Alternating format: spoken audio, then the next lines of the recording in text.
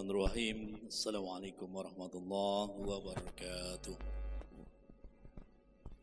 Alhamdulillahirabbil alamin.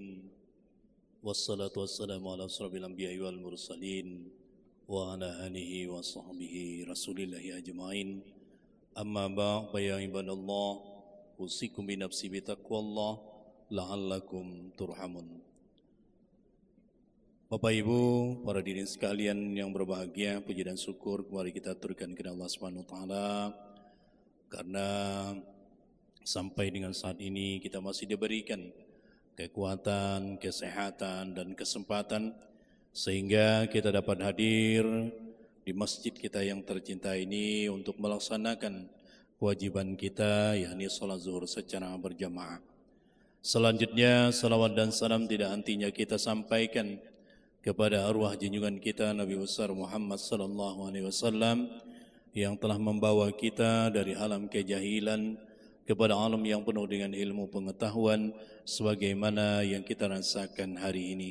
Dan mudah-mudahan di hari yaumil akhir nanti kita semua yang hadir pada siang hari ini menjadi ahli penerima syafaat baginda Rasulullah sallallahu alaihi wasallam.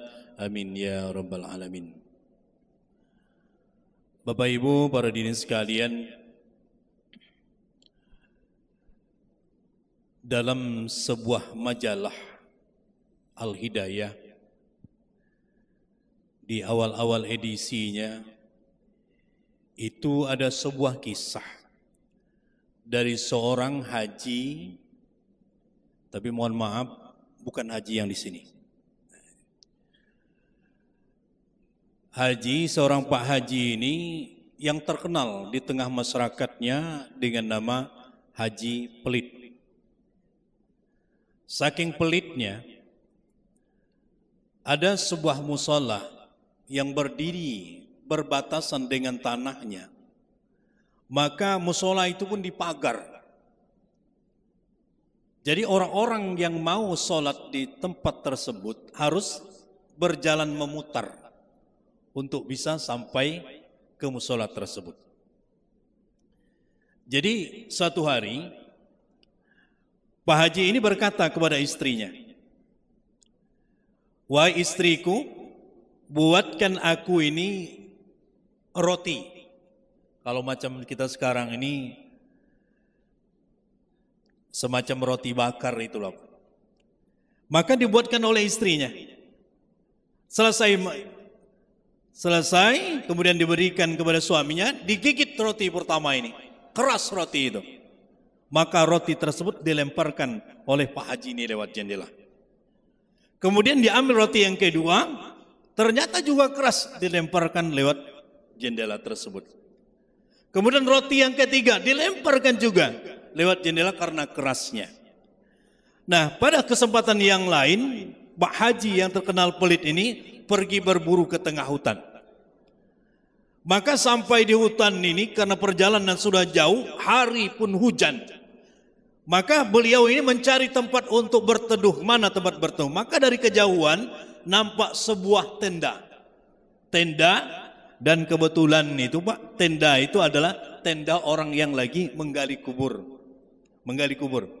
Bayangkan pelitnya Pak Haji, tidak ingin tahunya dengan keadaan masyarakatnya, meninggal orang di sekitarnya, dia pun tidak mengenalinya, tidak paham dia. Maka orang di bawah tenda ini manggil Pak Haji, "Pak Haji, Pak Haji, sini Pak Haji." Maka Pak Haji itu karena sudah letih, badan sudah pasah, dia pun berlari menuju bawah tenda itu. Kata penggali kubur ini Pak, kepada Pak Haji, "Pak Haji, jangan di atas, masuk dalam kubur." Pak Haji pun meloncat dalam kubur itu. Sampai di dalam kubur karena sudah letih, lelah, tertidur Pak Haji. Pak Haji tertidur.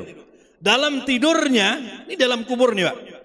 Dalam tidurnya Pak Haji ini bermimpi dunia sudah kiamat dan beliau sudah diputuskan masuk ke nerakanya Allah Subhanahu wa taala.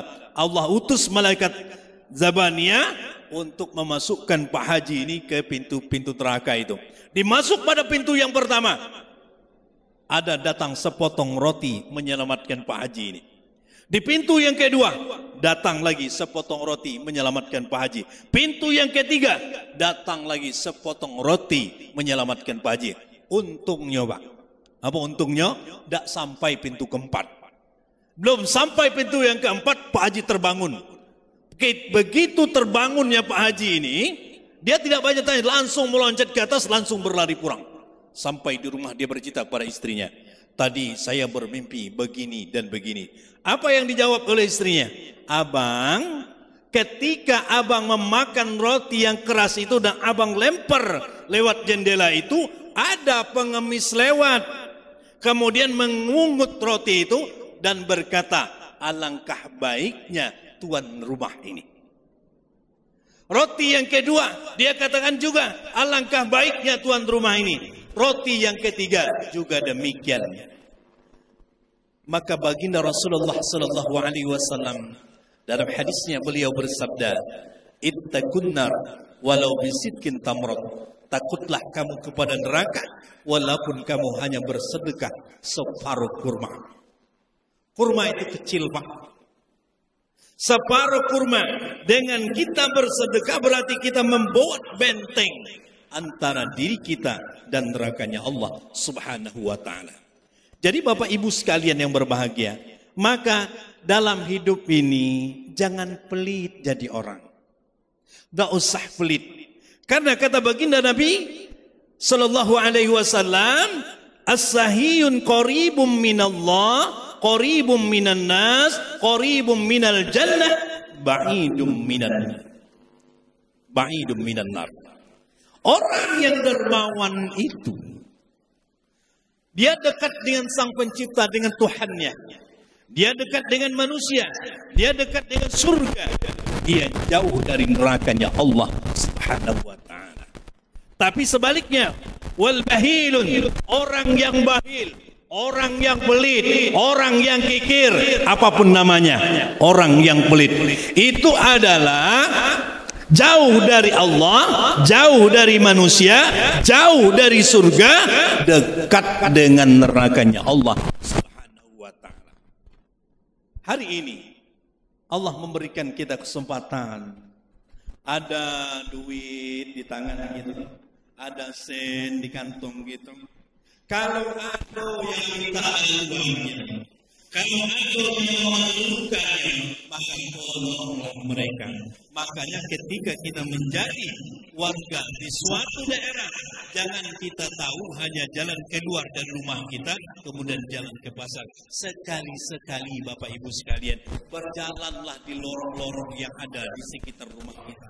Lihat, mungkin ada tetangga kita, ada orang-orang yang membutuhkan bantuan kita, maka bantulah mereka itu.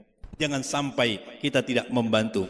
Nanti Pak Ustadz, kalau saya berimpak bersedekah saya jadi miskin. Kata Nabi, mana qasad sadaqatum mimal. Orang yang bersedekah itu tidak mengurangi daripada hartanya. Berimpaklah.